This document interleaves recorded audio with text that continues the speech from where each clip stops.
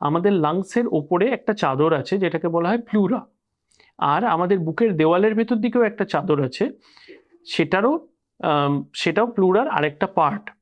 তো একটাকে বলা হয় ভিসেরাল প্লুরা, একটাকে বলা হয় প্যারাইটাল প্লুরা। এবার এই ভিসেরাল আর প্যারাইটাল প্লুরার মাঝখানে একটা খুব থিন লেয়ার অফ ফ্লুইড থাকে, যেটা কিনা এই দুটো প্লুরাকে স্মুথলি গ্লাইড করতে সাহায্য করে একে অন্যের উপরে। কখন গ্লাইড করার দরকার হয়? এই যে আপনি ধরুন বুক ভরে শ্বাস নিচ্ছি, তখন প্লুরা, ভিসেরাল প্লুরা আর প্যারাইটাল প্লুরা নিজেদের মধ্যে গ্লাইড করছে। এবং এখানে কিন্তু আমাদের কোনো বুকে ব্যথা থেকে, কষ্ট থেকে নিয়ে কোনো কিছুই হয় না, এটা আমরা নর্মালি করে থাকি, ইনভলেন্টারিলি করে থাকি।